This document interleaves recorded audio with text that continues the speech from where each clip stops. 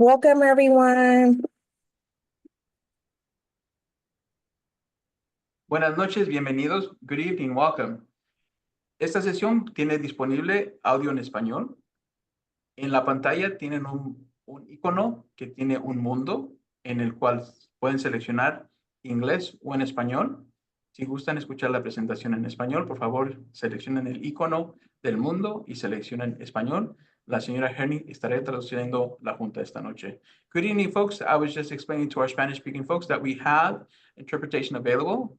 If you wish to listen to the presentation in Spanish, you may do so by clicking on the little icon that has a little world and then selecting Spanish as the language that you would prefer to hear the presentation in. Take it away, Ms. Weiss. Thank you, Mr. Morales. So good evening, everyone, and welcome to our 12th grade parent night that is sponsored from our school counseling department and our college and career center. So thank you so much for attending. This is also being recorded and it will be uploaded to the website at the end of the week. Next slide, please. So tonight's agenda. What will we be covering? So, of course, we're going to introduce our lovely school counseling and college and career staff. We'll be going over the 12th grade school counseling overview, letters of recommendation, sources, resources, and events, and of course, college planning for 2- and 4-year options. Next slide, please. So this is our esteemed school counseling staff. So we have Mr. Carter, Mr. Moss, Mr. Levine, Mr. Ali, Ms. Parker, Mr. Rojas, myself, Ms. Wise, and Ms. Vialdo, and she is our counseling secretary. You will also have the ability to check out our lovely LHS counseling website that provides tons of resources, tons of information, and you can check it out at your convenience. It's actually through our school website, and it's under school services, student services, and that is where you'll see the counseling tab. Next slide, please. So this is our esteemed College and Career Center team, and it is Ms. Angela Price, which is our college advisor, and Ms. Laura Duran, whom is our College and Career Center coordinator. And that is who you will be meeting in January when she comes back off of leave. Next slide, please. Next slide, please. Thank you so much. So we're gonna kind of go over what the senior year entails in terms of what our school counseling department covers and how we best support your students throughout this 12th grade journey. So all of our seniors will have a one-on-one senior check-in with their school counselor currently as we speak. It started yesterday. And so we have started to pull out the seniors for a 15-minute check-in where we cover reviewing transcripts, graduation status reports, our college entrance requirements, of course, discussing their post-secondary and college plans, and also connecting them with Ms. Price in our College and Career Center. So in the 15-minute meeting, we go over all these lovely things. And then what we do is the counselors are available also for drop-ins during brunch, lunch, and ACT time. And of course, we have ongoing communication via the website, as well as Eagle News, which goes out weekly, of course, email, and Parent Square as well. So we have a wide variety of ongoing communications that we provide to families throughout this school year. Next slide, please. And now I will turn it over to Mr. Carter, where he'll go over the letter of recommendations for colleges. Thanks, Misha. Hi, everybody. Thanks, everybody, for being here. One thing I did want to mention is that we do have a Q&A open. You are welcome to type those questions in the question and answer box right now, and we will get to those as we go through. We'll also have a question and answer period, as Ms. Wise said, at the end of the session where we'll address all of your questions. So I'm just going to be spending a little bit of time tonight giving you an overview of the college letter of recommendation process at Los Altos High School. This is really intended mostly to give you an overview of the information that your students are getting from us. You need considerably less detail in this whole process than your students do, because they're the one going through the process, doing all of the work to get these letters of recommendation for college. But we wanted to give you an overview so that you can just be aware of all the steps they're going through and support your student in the process. We can go ahead and go on to the next slide.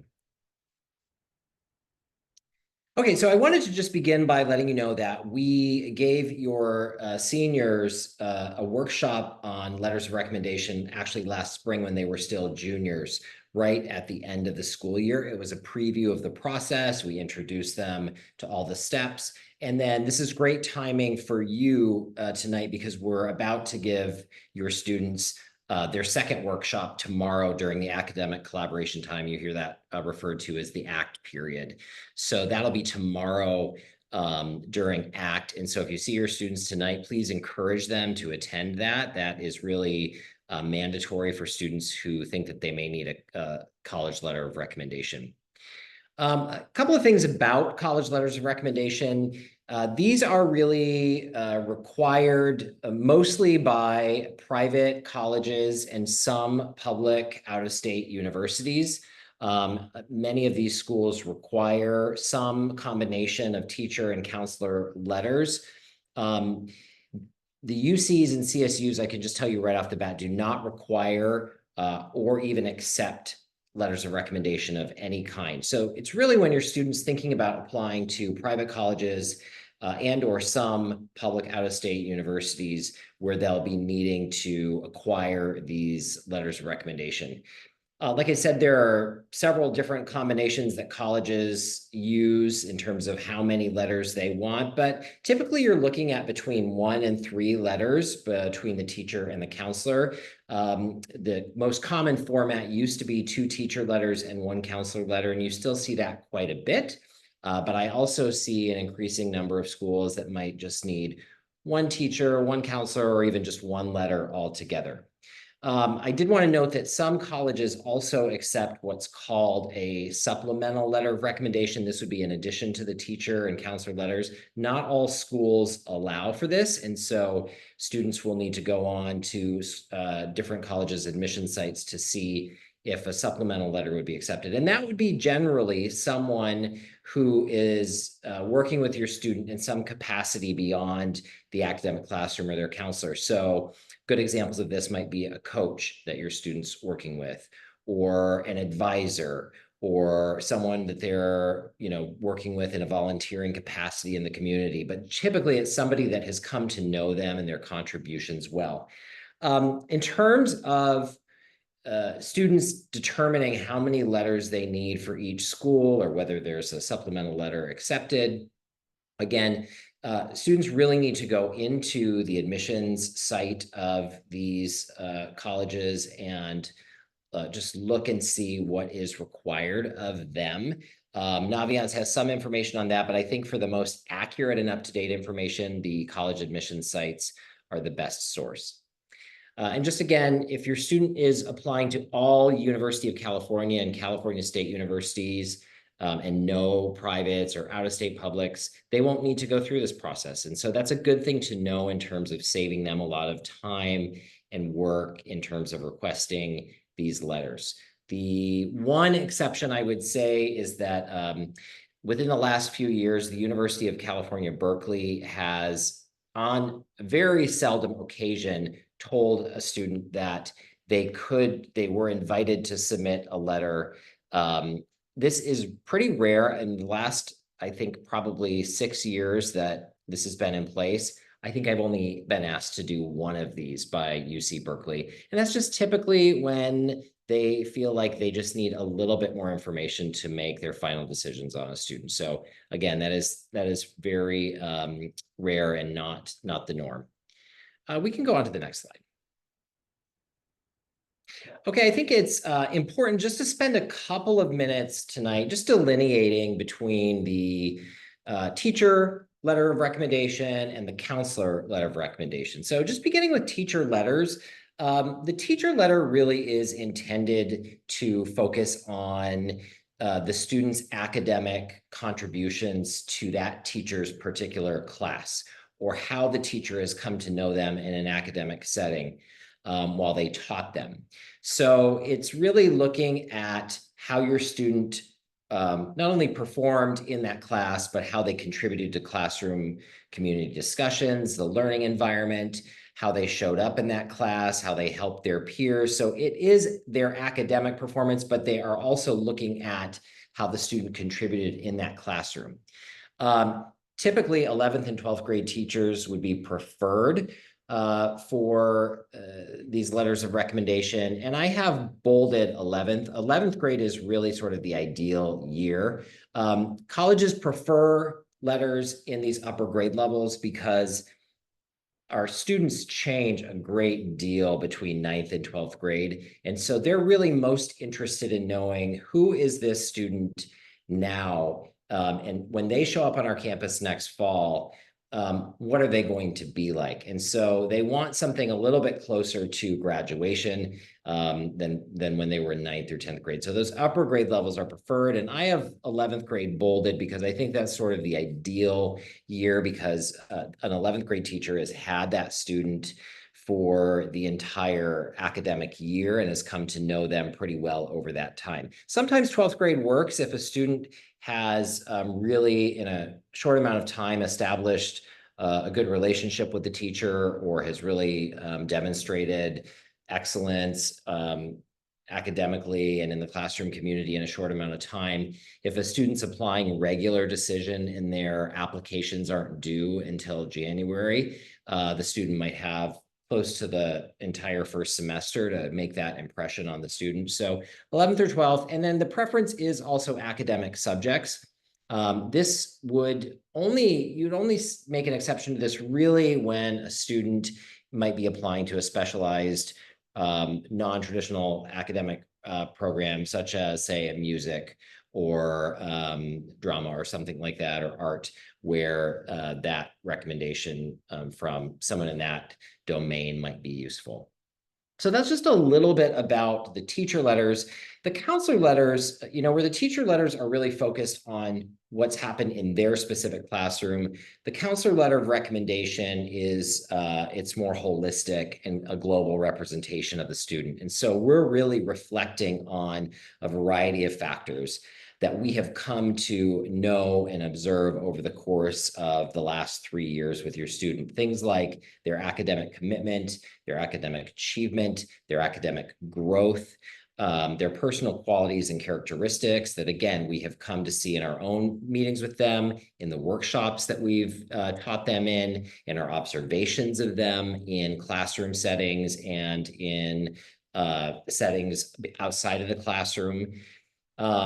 Their college readiness, academic maturity, their contributions to the community, and then, of course, any special circumstances that may have come into play over the course of their time that may have impacted things like their academic performance or other factors. So one of the questions that we get a lot in the counseling department is, as we have limited a number of interactions with your students over the course of 3 years, how do you write such a comprehensive letter? Again, we draw on our own interactions with the students, our own observations, and then we seek out a lot of additional information from other people, such as you, the parent, the student, teachers, etc. So I'm going to talk about that a little bit more on the next slide. Okay, so in terms of how a student makes a request for the counselor letter of recommendation, there is a link on the counseling section of the LAHS website that links to this informed K-12 electronic form. And the student is responsible for going in and initiating this form and filling out all of the things that we ask for them to fill out. So in addition to some basic information, we're asking what their first due date is for their college that requires a letter of recommendation. We have them fill out a questionnaire with I think it's about 8 questions about their self-reflection on their own high school journey, how they think they've grown, challenges that they face and how they've overcome them, etc. We ask them to attach a resume. We ask them to give us a couple names of teachers other than the teachers who are writing their letters of recommendation that we can reach out to for additional feedback. And then we reach out to you, the parent, and give you the opportunity to provide us with some additional information based on your knowledge of the student. You know these kids better than anyone. And so it's really valuable to have your perspective, and you have the opportunity to answer a parent questionnaire. This is, I just want to stress, optional. And if you don't feel comfortable or have time to do the questionnaire, it's okay, totally okay. It doesn't impact the student's letter in a negative way if you decline. So the student initiates that form on Informed K-12. It then gets routed to whichever parent email the student puts in, and then it comes to you and you have the option of completing the questionnaire and then routing it to us, or declining and then routing it to us. But you do need to do one of those 2 things so that the form advances to us. I did want to mention that this is our process in the counseling department for the counselor letter of recommendation, and teacher processes for letters of rec are completely separate from ours. Teachers have their own individual process. There's no standardized teacher letter of recommendation process at our high school. So students have to reach out to their teachers individually. First, ask them if they'd be willing to write them a letter of recommendation. Next, ask them what they need and by when they need it to do so. So it's important that your student makes those individual connections with each of their teachers. We strongly urge students to do that first in person, and then they go into Naviance and request them through the Naviance system. And our College and Career Center or counseling team can help them do that if needed. And we'll go through those details with your students tomorrow. Okay, we can go on to the next slide. Okay, so just a little bit about our deadlines. So the packet or the form that I just went through that your student's responsible to submitting to us for a counselor letter of recommendation, a couple of different deadlines to note here. If your student is applying to any college that requires a letter of recommendation and their first deadline is on or before November 15th, you'll see this a lot with early action or early decision types of application timelines. For those students with that is their earliest deadline, September 9th is the deadline for the packet to come in. So not this upcoming Monday, but the following Monday for the student to get that packet into us. If the student is applying and their first deadline is after November 15th, so that's everything November 15th and beyond, they have or after November 15th, they have until October 7th to get that packet in. And this is more like the regular decision timelines. Usually their deadlines are December, January, that range. But anything that their deadline is after November 15th, we need that form into us by October 7th.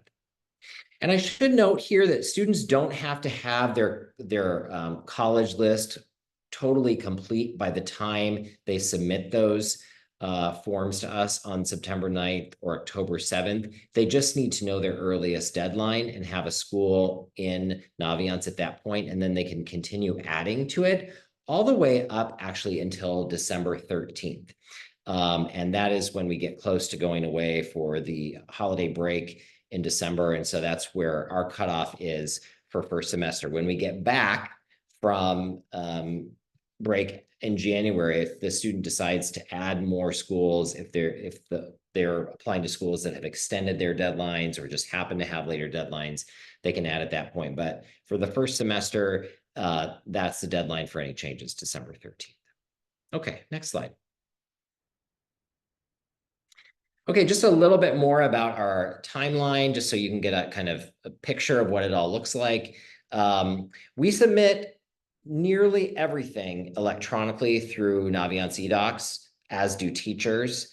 And so just know that things go electronically. So counselors can submit all of the materials up until that day of the deadline, and it gets there within seconds. So if your student is getting a little antsy, like it's a couple days before the deadline, oh my gosh, my counselor hasn't done it, they don't need to freak out or worry about it. Counselors are very, very aware of their deadlines and always meet them. And so just know that the counselor can submit on the deadline, and it's absolutely okay.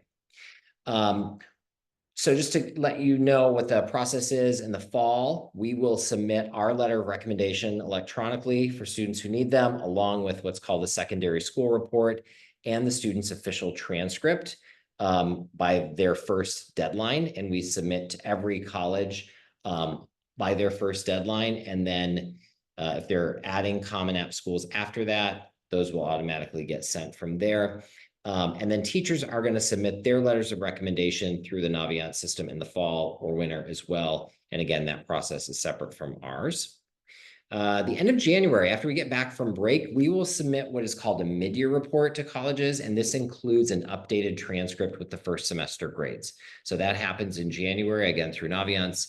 And then usually around late winter, students in regular decision are probably starting to get some answers late winter, springtime. They typically need to make a decision by May. Angela will probably talk more about that. And then as we get ready at the end of the school year, students are going to request, and as part of their senior checkout, where their final transcript goes. That's the college that they'll be attending. We complete what's called the final report, and then the registrar submits their final transcript at the end of June, early July. So hopefully that gives you an idea of the timeline that we follow. I know that's a lot of info, but it helps you see the big picture. Next slide. All right, I'm going to turn things over now to Angela Price, who is our college advisor.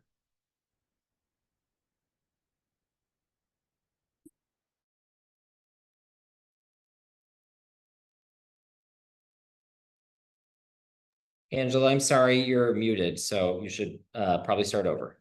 Hi, glad to be with all of you here tonight as well. So let's get started. Next slide. Okay, the College Career Center has lots of resources for our students. And our first resource is Naviance. Students are able to go into Naviance. They can research their colleges. They have to connect their common application with the Naviance if they're applying to private colleges. But it's just a great place for students to understand more about their own college process and about themselves in it. Naviance also provides an area for students to do their resumes, which is very important in their college process. College admission reps visits are all online as well. Scholarship information is through Naviance. Volunteering internship jobs that students can locate are also in Naviance. And we also have our NVLA College Counseling Handbook, which is uploaded on our website. So there's a lot of online and in-person support that students have. We have all sorts of workshops and drop-in hours at the College Center. Students are able to come in in the morning before class, and if they have a free period during the class day, and they can stop in to get their questions answered. They can stop in and work on the applications for UC and CSU information applications, the common application, community college application, international information as well. So there's a lot of information that students will be able to find online through Naviance, but also coming to the College Career Center and asking questions and allowing us to help them in person as well. Next slide. So there's digital resources. We have the CCC website, and I always encourage students and parents to go to the College Career Center website. It is full of information for students. Students are always concerned about getting started. There's information on our CCC website about how to get started on your essays, how to get started on your applications. So there's a lot of great information for students who are beginning this process. And I just want to say to parents that students are not behind. There's plenty of time for students to get started and to get to, get to be working on their applications and putting their college list together. All of that is information that we do have online that will help students sort of figure those things out, as well as, again, always asking the questions when they come into the College Career Center. We have an Instagram that students can sign on to, and information is uploaded in the Instagram as well. A lot of students, I think there's, about 30 or 40 students on there already, but students are allowed to get on the Instagram, and that's how we communicate with them as well. Resources in the College Center would be, college guides that kids can look at. They can compare colleges through looking at the FIS guide, college admissions. I like the college handbook because there's no recommendations, just pure information about the colleges in there. And the book of majors. A lot of students don't know if a college offers a certain major. These books allow them to find out, which college offers the majors and which college do not. So these are great resources that kids can pick up by stopping by the College Center. Information for the college for coming up, information for the fairs and visits this year. MVLA College Fair will be September 18th, and that's a fair that is for both Los Altos High and Mountain View students.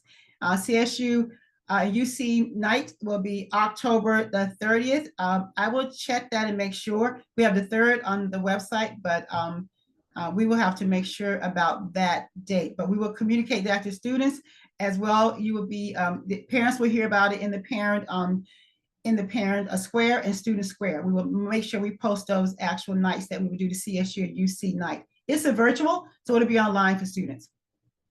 We'll have a UC and CSU application party.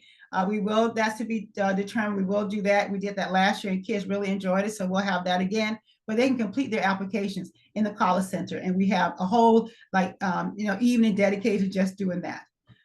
Countdown to College will be coming in the spring again, and it's recording. It would be a Zoom program for that one. And we also have it on the YouTube. When you go down, you can find Countdown to College from last year on YouTube channel now. So there's lots of college information that we will be providing for our students and parents. Financial aid night, we do a financial aid night, paying for college info night. Again, that would be from 6 to 7 p.m. And then we also have a Cash for College night. And that's where students come in and they complete their FAFSA. We will have more information about FAFSA for you guys as soon as we get it. But January 10th is the date we've set so far for to complete the FAFSA and to do Cash for College night at Los Altos High School.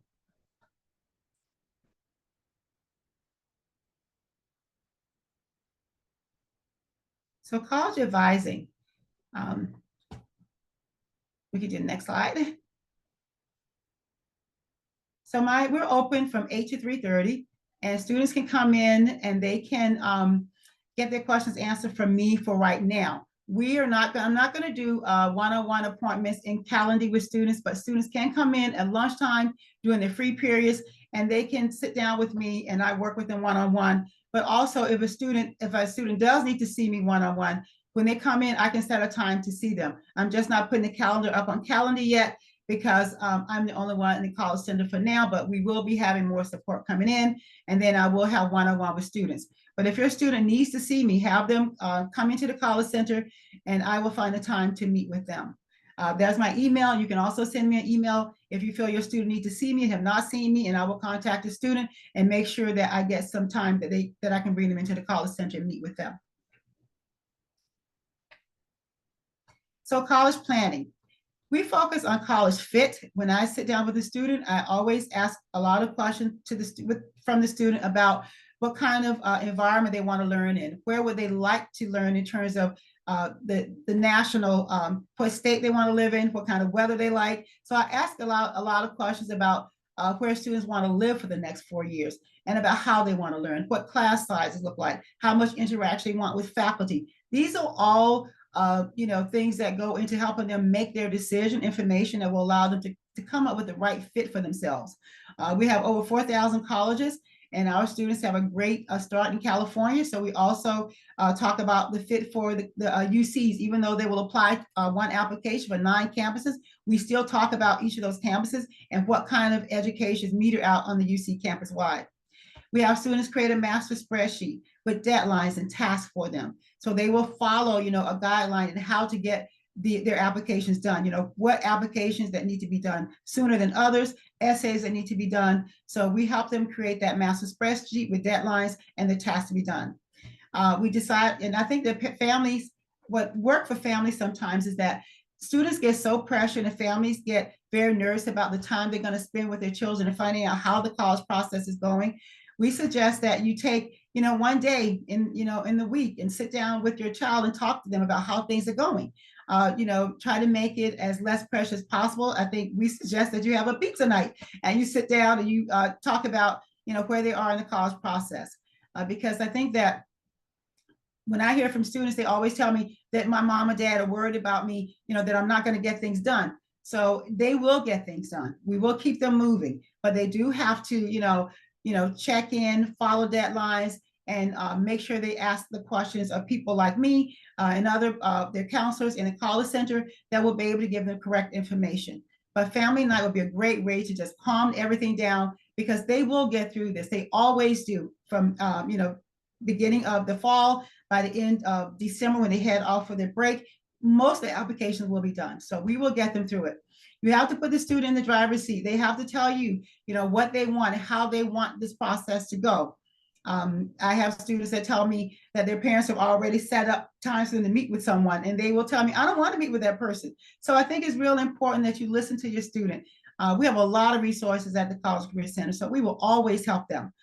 Make sure that, we meet them where they are and move them forward. MVLA Parent Speaker Series is a great series. You get to hear from educators all around the country. We've written books on the college process, how to work with your child, how to support your child. So if there's parent ed speakers that are coming through the series that you're interested in, please go hear from them. It's really important that you sort of understand this process from a parent point of view as well, and so that you can be more helpful to your student. Next slide. You have options. Our students have a lot of options in California and across the nation. Next slide.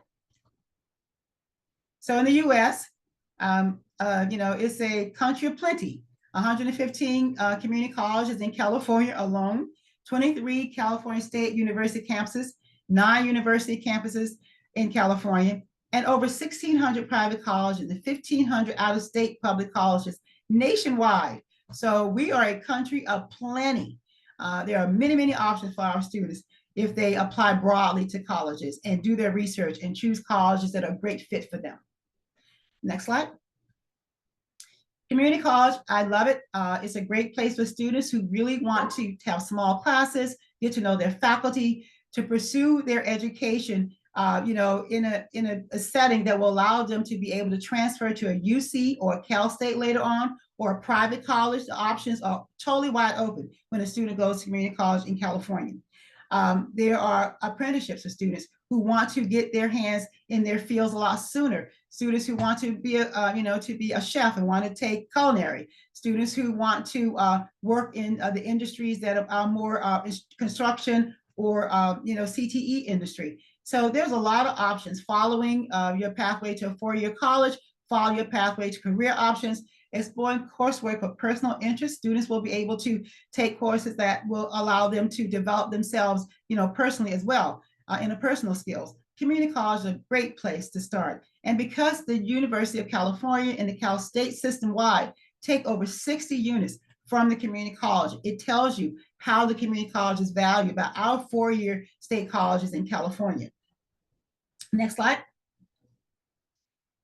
The California Community College offers something called the California Promise, which means that students will sign an agreement that they will, complete their education to move on to a 4-year institution in 2 years. When they do that, tuition will be free for those students. The transfer pathways to colleges, the UC has a tag program, transfer agreement guarantee, where students can tag to 5 campuses in the UCs. It doesn't mean that they have to attend that campus, but they can do an agreement with one of those campuses: Davis, Irvine, Santa Barbara, Riverside, Merced, and Santa Cruz. And in their transfer agreement, it will tell the students to spell out what the requirements are GPA-wise and what the requirements are in terms of their transfer courses. If the student meet those requirements, they will transfer to the college that they have tagged with. They also can apply to all 8 other campuses in the UCs. If they get accepted to a different campus, they can attend that campus. They do not have to accept the tag. It is just an agreement and a college from the UCs that they will have in their pocket, just in case they want to go to that school. They will have it. It would be an agreement that they will be able to attend that college. The associate degree for transfer, students can get that degree as well. You know, they can come out with a associate degree as well as pursuing the 4-year degree on at a 2-year institution. Next slide. The CSUs are all, as you can see, up and down the California coastline, also inland. We have 23 campuses that are amazing in preparing students to move on in their career choices and their fields. There's 23 campuses, 1 application.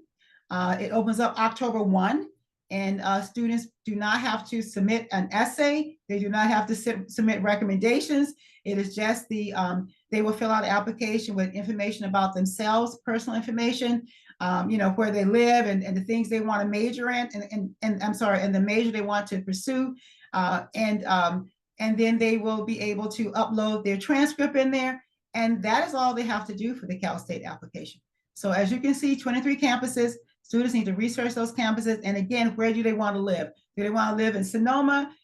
You know, do they want to live down in San Diego? And so they need to look at, you know, where they would like to. I always tell students, look at where you want to wake up on your first day in freshman year, and what do you want to see outside your window? And so that will give kids an idea of whether they want to be in California, you know, in the fall, or on the East Coast, where they might see snow in the fall in their freshman year, looking out the window. So great schools, great options for Cal State. Apply through the Cal State system-wide on the website Cal State Apply. Next slide. The CSU requirements are 2.5 weighted GPA, 10th and 11th grade. I'm fortunate when I see our students in junior year. The counselors have done such a great job in advising our students.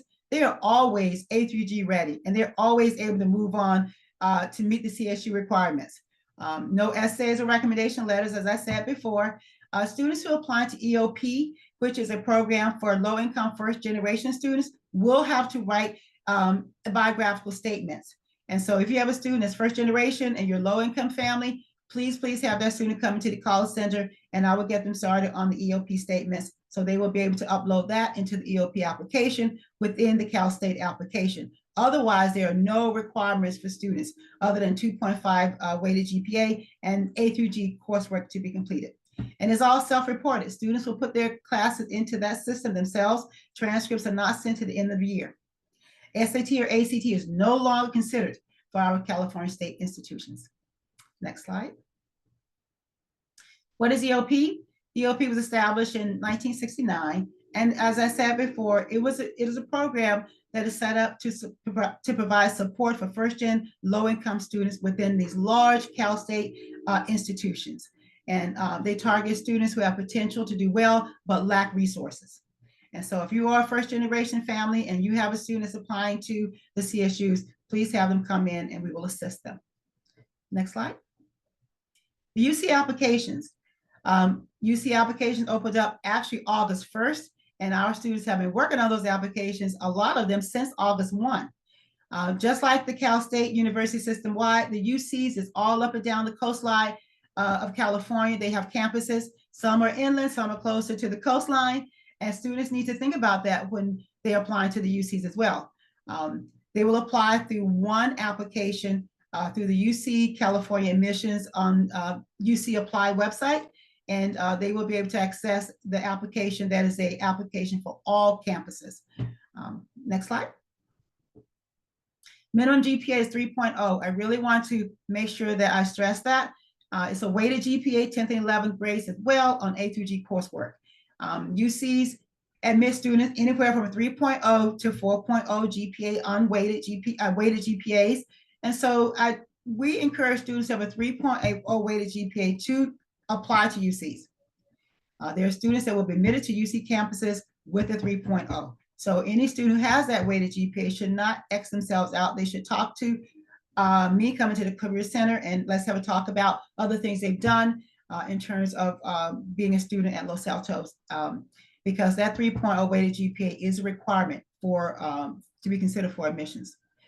They have 4 personal insight questions that students will have to answer. They get to choose out of 8 insight questions.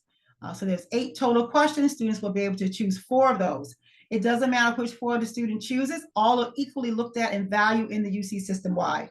So it's the student's choice to pick the 4 insight questions that they can articulate themselves the best in.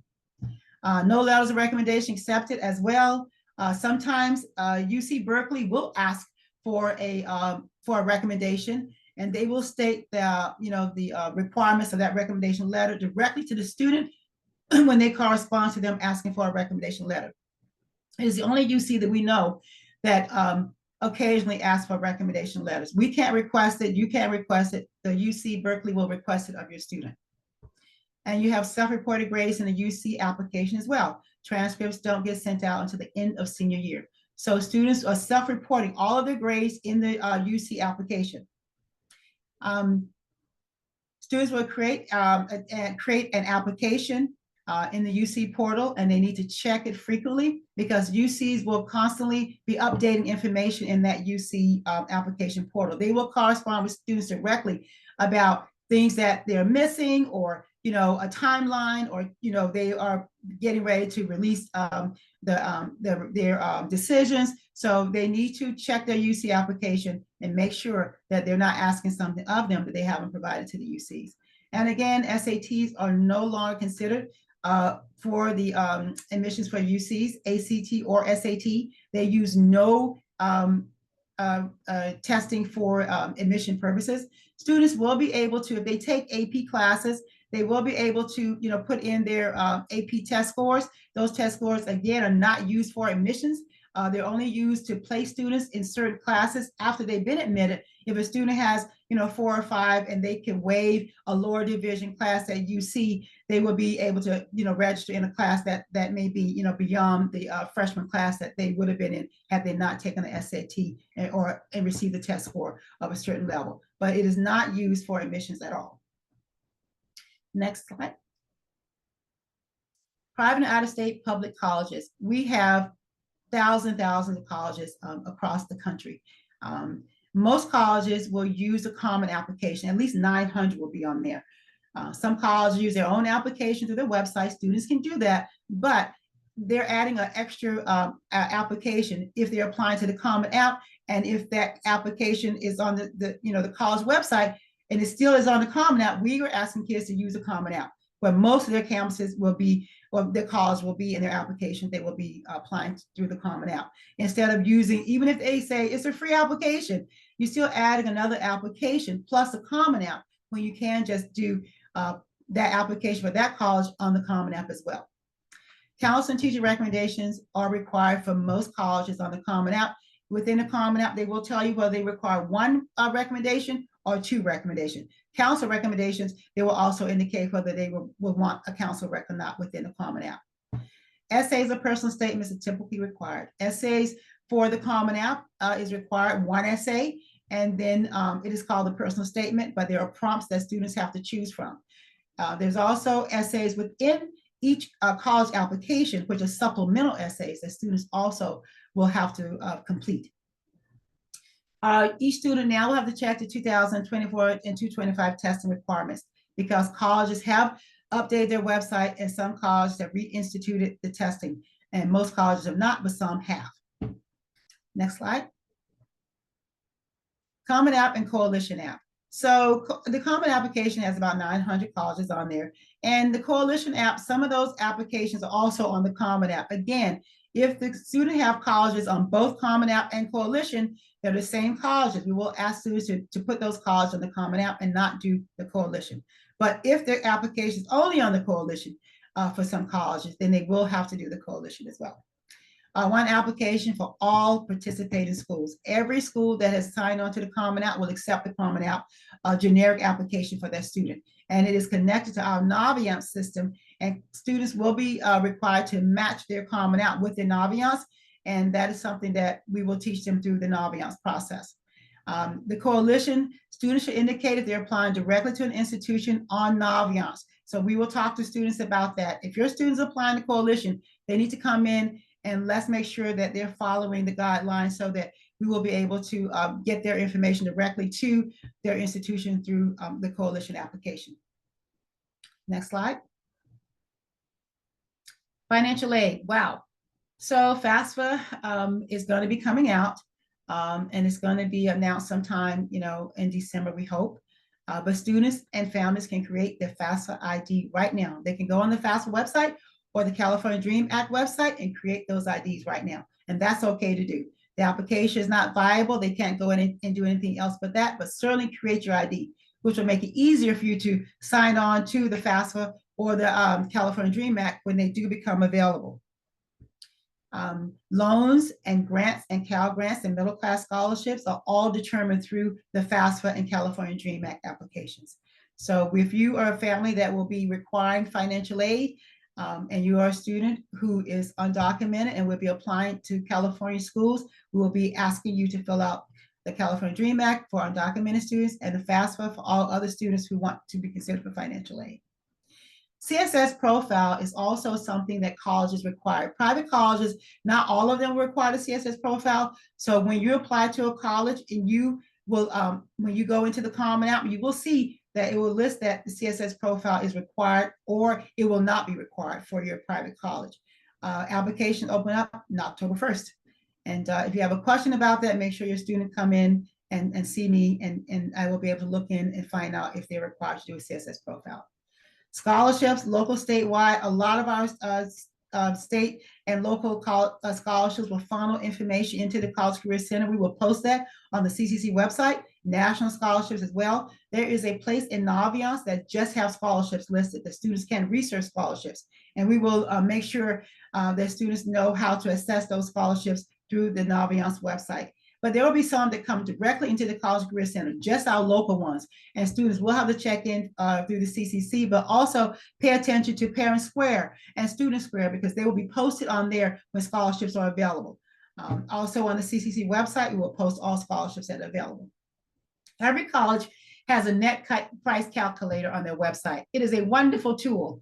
Parents can go in, they can put in their income and other things that they'll ask you about your family. And that calculator on each college website will tell you how much money that you're going to be basically required to pay to attend that college based on your income.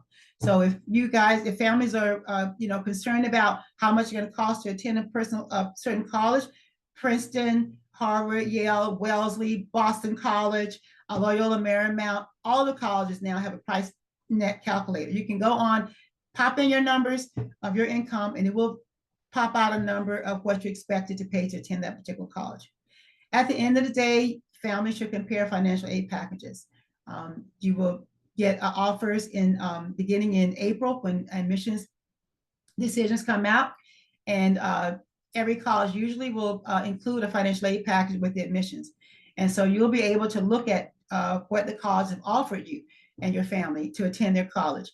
By May 1, you have to make that decision. So when you just choose your college on May 1, even if you have financial aid packages from other colleges, that will no longer be viable, because the one college you choose is the college you'll be attending, and that's the financial aid package that you will be accepting.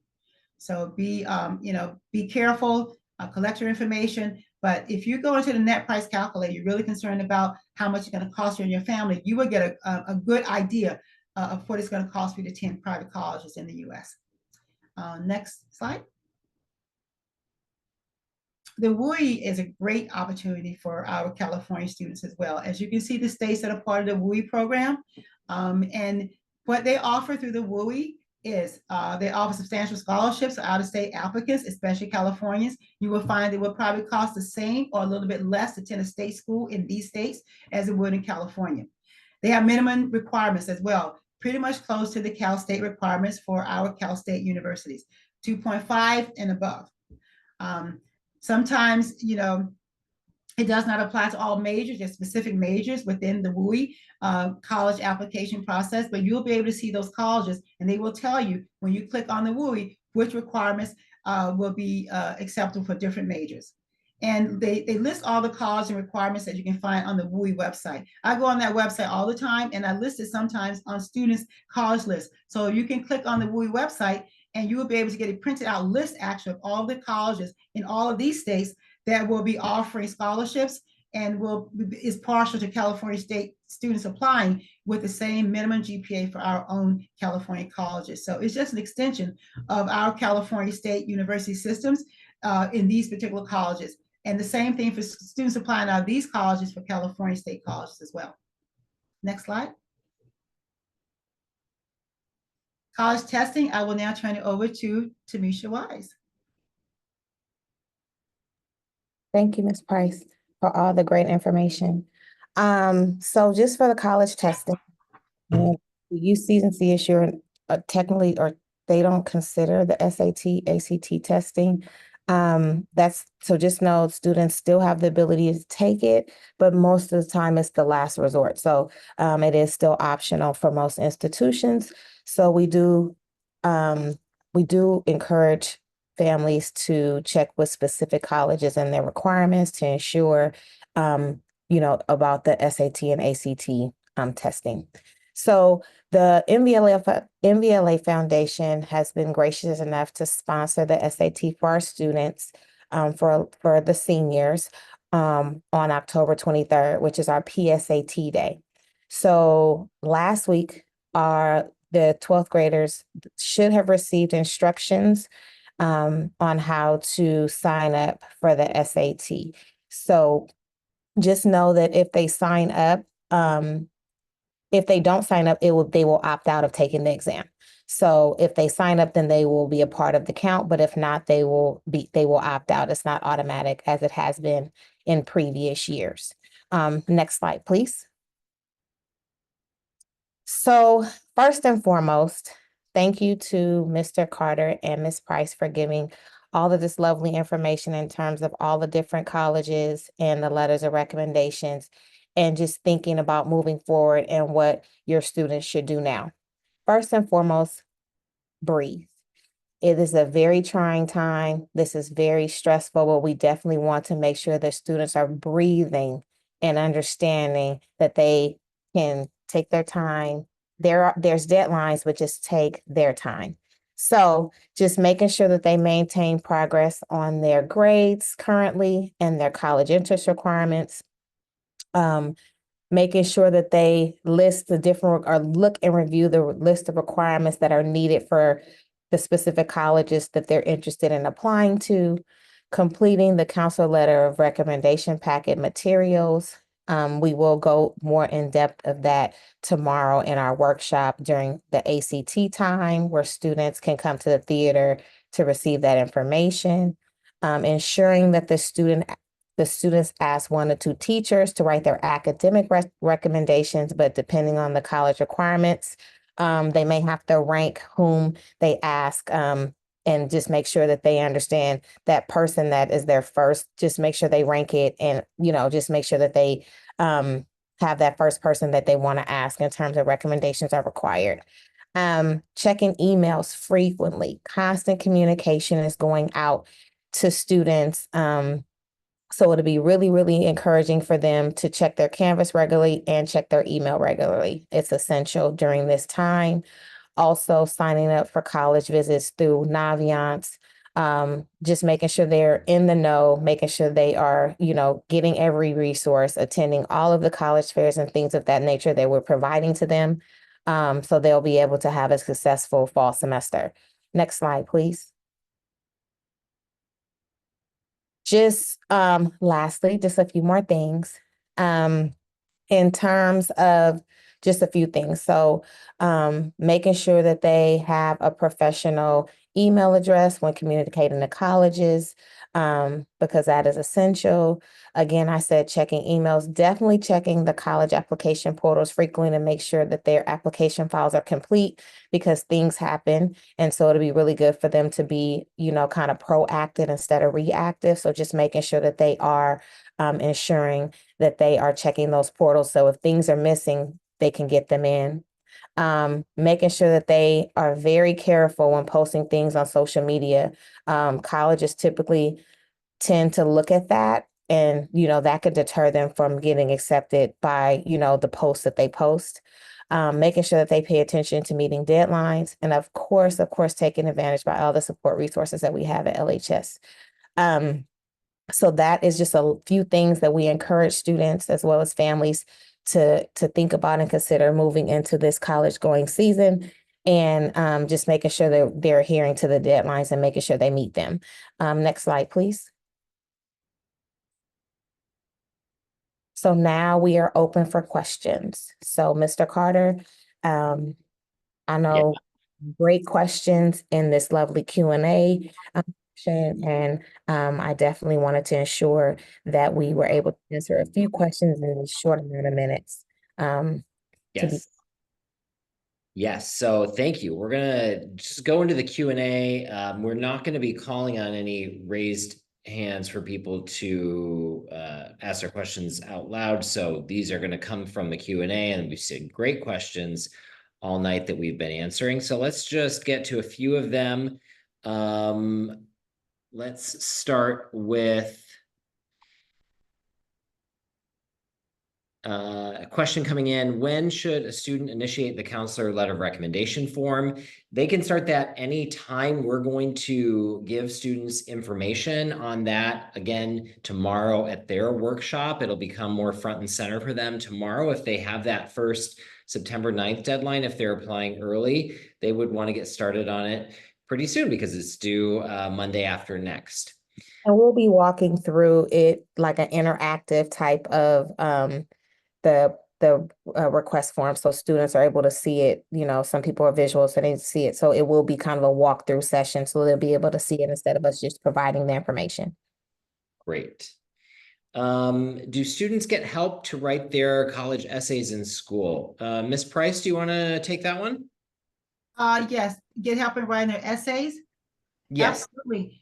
Students come into the College Center and I sit with them and we go over the prompts, and they're also able to share the essays in Google Doc with me. I work with them one-on-one in Google Doc and help them edit. So yes, absolutely. Send them to me and let's get started. Great. Question here about self-reported grades on the college applications, whether students are just reporting up through 11th or whether they're kind of guessing on their grades that they anticipate getting in 12th grade. They're just I'll take this one, even though I'm the college advisor. They're just reporting up through 11th grade grades that have actually been issued up till that point. And we're meeting with seniors right now and giving all of our students copies of their unofficial transcript, for the sole purpose of them sitting down in front of the computer and just making sure that they're reporting those grades accurately. So they all have that information right in front of them. And just making sure that they actually put in their current classes that they're actually taking right now. So the colleges also know what they're taking currently as well. Great. Okay, let me move over to some more here. Here's one for Angela. Do we need to hire an outside private college counselor? No. I'll just tell you, after hearing Angela speak, I think the answer is clearly no, but Angela, No. you want to take that? I think that, the colleges will come to our College Career Center. They will talk to me if they have a question about a student. I work directly with colleges. Private counselors and outside consultants have no access to the colleges, none. They will not even make a phone call. They will answer to those people. So I think it's real important that students work within the College Center with someone who has contact with the college admissions person. So if there is a question that I need to answer, if your child needs something from a college, I'm the person that's going to have to get it for them. So I wouldn't pay anyone unless they had direct contact with the college admissions in every college in the country. And no one has that except public high school college advisors and public counselors like we are. So. Thanks, Angela. One more for you, Angela, since you're on a roll here. How do students sign up for the college rep visits? Online. So the students in their Naviance, they have these, when colleges come, it's already lined up in their Naviance account. They go there and just click a button and they sign up. They do have to get a permission slip. They can download the permission slip from the CCC website or come into the College Center. I got a bunch printed right by the door, and they have to get permission from their teachers to come. But yeah, it's in their Naviance. They can click right in their Naviance on the college visits and sign up. Great. What are the best times for seniors to see their counselors with questions? Ms. Wise, do you feel like that you could answer that one? Yes. So are available during brunch, lunch, and ACT time, and available through appointment. So if you email your counselor or if they email their counselor and have questions, they could stop by in any one of those areas, or they can just stop by, make an appointment with their email and make an appointment. Great. Question here about outside coursework. If a student took a class outside of LHS and they're applying to college, can they submit that during the application process? A couple of things about outside coursework. If your student has taken an outside course and they've been approved for it to go on the Los Altos High School transcript, they'll want to submit that have the institution directly submit that transcript to us very soon, so that we can add it to their transcript before they apply. We'll be notifying students of that deadline pretty soon, but it's going to be coming right up. So if you know your student was approved to take a class at Foothill, and it's been approved to go on the transcript at Los Altos, have that sent over right away. If it wasn't pre-approved to go on the transcript, it's not a big deal. You can still submit that transcript directly to the colleges to which your student is applying. Except they will not be submitting 8th grade transcript that may have geometry on it. No, you can't submit middle school transcript to college. Only high school transcripts will go to college. Good distinction. Can a student ask more than 2 teachers for letters of recommendation in case they want to send different letters to different universities? I'll take that one. I'm going to say no on that.